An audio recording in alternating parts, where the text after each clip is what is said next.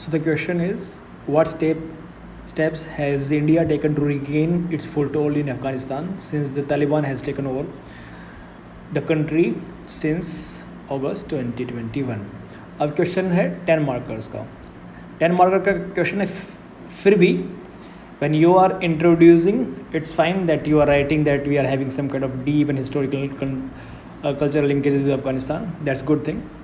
लेकिन जो ये context है ना, the context of this question, इसको आपको थोड़ा सा ब्रीफली लिखना चाहिए. मतलब 4-5 लाइन में that what happened, what made, like how Taliban got the control of Afghanistan, कैसे हुआ, the withdrawal of USS. You should write that thing. Step, yes, directly आप क्वेश्चन पे आ रहे हो, that's a good thing. Strategic balancing regional competition, restrain. Okay, so आप keywords use कर रहे हो, that is a very good thing. Use of keywords is very very very wonderful thing. और अब की बार आपके जो राइटिंग है वो टू द पॉइंट हो गई है. That what I really liked. You are writing to the point. Simple सा एक्सप्रेशन आप दे रहे हो. Realistic tendency, utilising autonomy and engaging with realistic tendencies में प्रोवाइडिंग वैक्सीन्स. ये रियलिस्टिक टेंडेंसी का पार्ट नहीं है if you are writing this thing. So we may call it pragmatism और नेहरूवियन जो conception है ना, उसमें आप you are helping others as well and also maintaining your strategic autonomy. India के strategic culture के अंदर these dimensions is part of Nehruvian culture. और realistic की बात करो तो हमको we don't care, we are just promoting our own national interest or we are building our what we say, our own strength and our own power. हमको concern ही नहीं है what exactly you are doing, and if you are having any kind of relationship with you, it's purely based on national interest or balance of power. Fine. So हमको ये मतलब नहीं कि तालिबान है या फिर कोई भी whosoever is having the power in Afghanistan, we are going to engage with them. If we are purely based on the realistic tendency, we are going to be using this dimension कि भाई हमको नहीं मतलब कि उनकी policies कैसी हैं, उनके how they are treating their own population, how whether they are violating the human rights of citizens. We are not concerned with that if we are just purely focusing on this realistic tendencies. ठीक है, ये बात आप समझ के रखना. Fine. So Misri engaged in several information. ठीक है.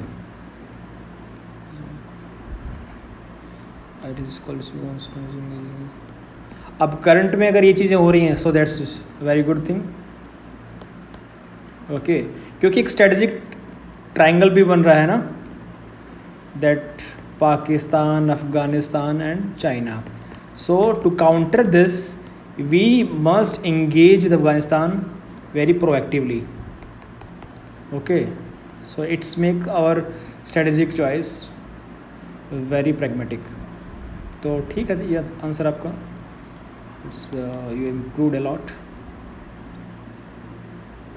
India interest in West Asia.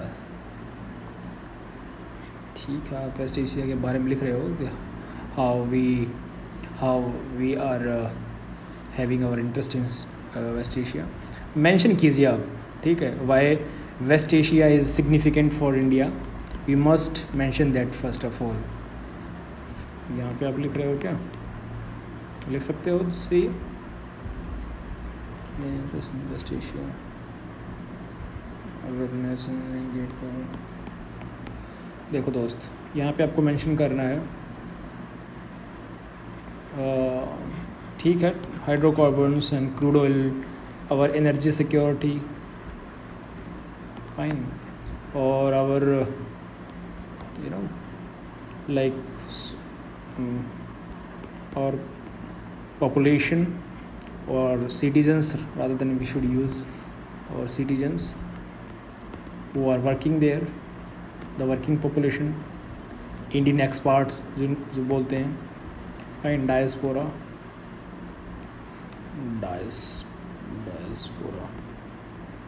जो इंडियन डायस्पोरा है उसके जो राइट्स हैं they should be safeguarded by West Asia.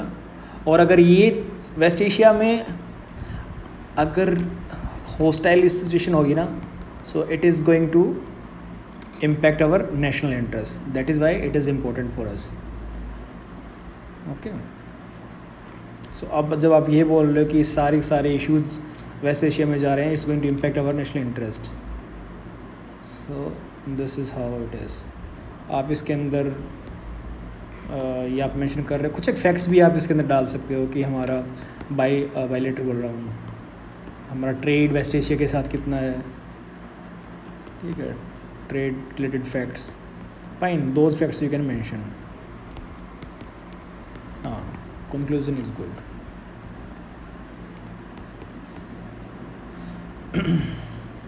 How does India Israel prioritize respect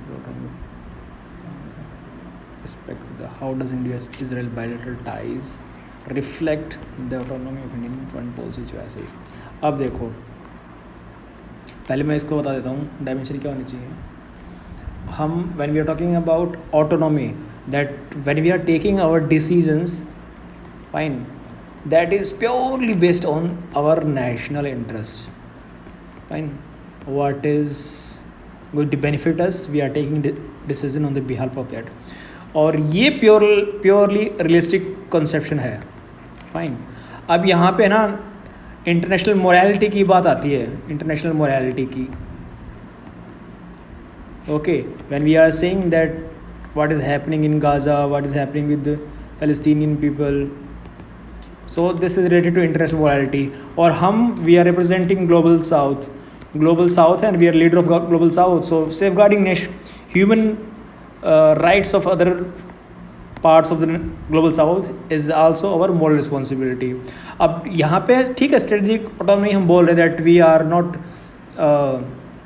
डिहाइफिनेशन बोल रहे हैं कि we are not linking with whatever we call it, like you know, Palestinian cause से हम इसको सेपरेट कर रहे हैं. हम नेशनल इंटरेस्ट के ही बेसिस पे हम इजराइल के साथ इंगेज कर रहे हैं, ना कि उसको हम गाज़ा वाले चीज़ से लिंक करके. So this is something, this question is related to that only. ये डायमेंशन पे आप लिखो कि हमारे लिए वो कैसे ज़रूरी है. ये जो आप यहाँ पे आपने लिखा है कि abstention from the UNG reflect the India's border strategic calculus, that these are the fine. But again, हमको ये बात ध्यान में रखनी है कि हम ग्लोबल साउथ को रिप्रेजेंट करते हैं, fine, and we are also torch bearer of human rights or other things which is significant for global south. और गाज़ा की कोज़ को हम ऐसे ही, फ़िलिस्तीनी कोज़ को हम ऐसे ही साइड लाइन नहीं कर सकते. That is our moral responsibility being leader of global south. और अभी रिसेंटली ऐसा हुआ भी है. We took a very strong stand that we are not going to compromise on the Gaza situation. So this dimension you need to mention. ये सभी आपने किया, दैट्स गुड. ये एक डायमेंशन आपको इसके अंदर ऐड करनी चाहिए, otherwise your answer is good. So overall आप अच्छे से थ्योरी डायमेंशन भी लिंक कर रहे हैं. थोड़ा सा और इसमें इम्प्रूव करने की ज़रूरत है. बाकी लैंग्वेज आपकी ठीक हो गई है, आप क्लियर और सिंपल आंसर लिख रहे हैं. That's a very good thing and that it shows that you are improving. Okay, nice.